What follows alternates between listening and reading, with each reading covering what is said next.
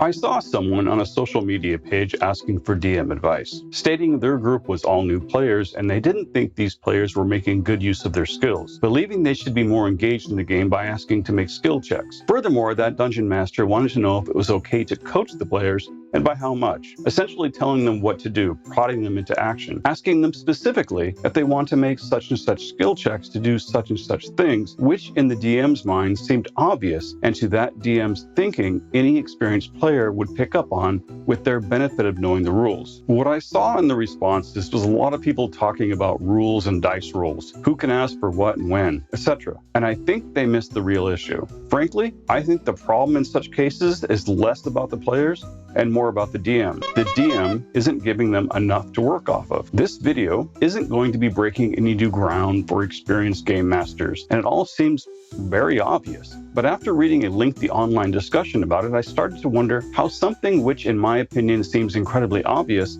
could be so misunderstood. One of the biggest secrets about Dungeons & Dragons or any TTRPG is you really don't even need rules to play it. Though thankfully we do have rules, so it's not just a bunch of opinions and arguments. So that Dungeon Master was concerned about their new players not knowing the rules and effectively blaming that on their lack of interactions with the game environment. That line of reasoning suggests, well, they don't know the rules, that must explain why they're not asking about skill checks. What do you think is more likely? That all of the players lack the engagement, imagination, and creativity to ask simple questions about their environment? Or is it more likely the Dungeon Master just really isn't giving them enough to work off of to begin with? Of course, these are just generalizations, and they may not apply equally to every situation. You might be the Dungeon Master for catatonic patients in an ICU, but in most cases, players will respond to the Dungeon Master's descriptions in a manner which the game's referee can then translate into game mechanics, such as skill checks. The players around a gaming table really don't even need to know the rules to play a TTRPG at its most basic level. This, of course, changes with more complicated operations,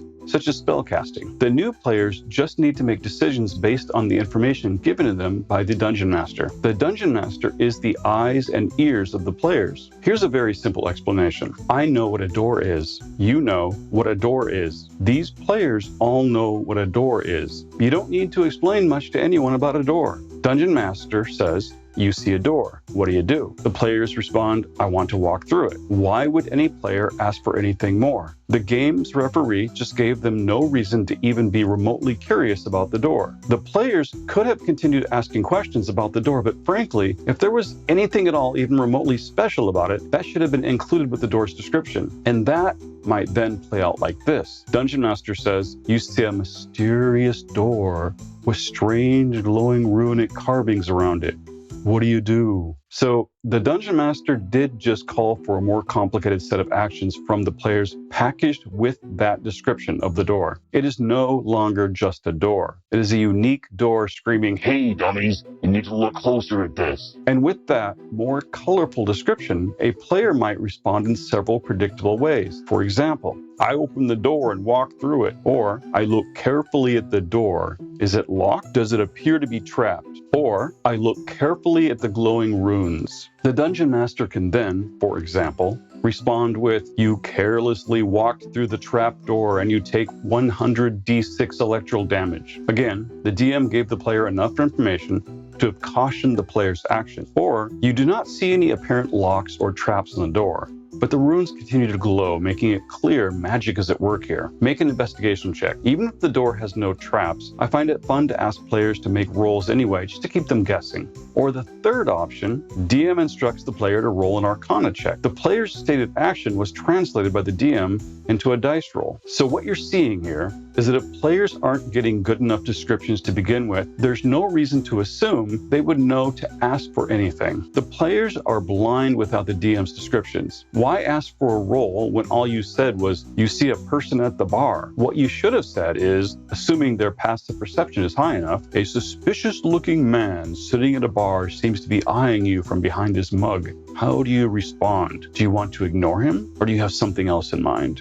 The player's response will be then interpreted into a game mechanic by the DM. In every example of objectively good DMing, any player, no matter how experienced, only knows how to respond to the information given to them by the Dungeon Master. So, new players don't need to know the rules. Stop expecting them to, and start giving them better descriptions to excite and inspire them into action. Now, the second part of that Dungeon Master's question, which really seemed to be a theme in the comments, is when is it appropriate for a player to ask for a dice roll, and is it ever appropriate for players to tell the DM they're making a dice roll? The player asks, "Can I roll a perception check?" Now, that's an appropriate question, but obviously it has to be clear what specifically the player is asking to make the perception check for. Therefore, I would much prefer the player to ask, "Could I make a perception check to see such and such blah blah blah?" As a matter of taste, I would prefer the player just describe their actions and leave out game mechanics entirely. But it really isn't that important if it serves to advance the action in the game. In that situation, the player simply wants to know, does my character have the ability or skill to interpret or observe anything about what the Dungeon Master just described beyond the information already provided? I realize I made that sound excessively complicated when really all I'm saying is, hey, my character has an 18 wisdom.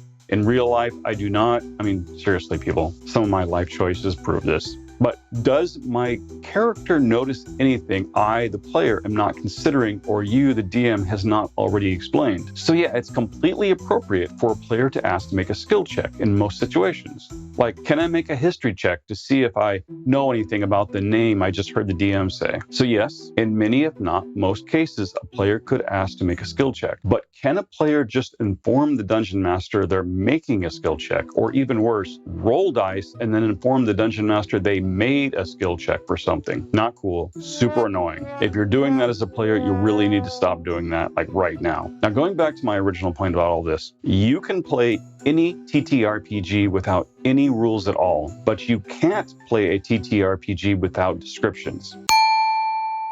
You can play any TTRPG without any rules at all, but you can't play a TTRPG without descriptions, preferably good descriptions. Everyone should describe what they're doing, then the DM and the rule books translates that into game mechanics. If you have new or even experienced players who aren't asking the right questions or no questions at all, I don't believe we should just assume it's the player's fault. In most, if not all cases, it's because the game master isn't giving them good enough descriptions to pique their curiosity. In most situations, you'll find it's the person sitting behind the game master's screen who isn't inspiring the players to be engaged with appropriate questions. Again, this is all just basic actions and skill checks we're talking about here. This obviously changes as soon as we get into rules-heavy areas like spell casting or special melee combat actions. So to sum this all up, of their many responsibilities, game masters are the eyes and ears for the player's characters. And it's the game master's job to decide what a character would logically perceive about the environment, and in the process, ignite the player's own creativity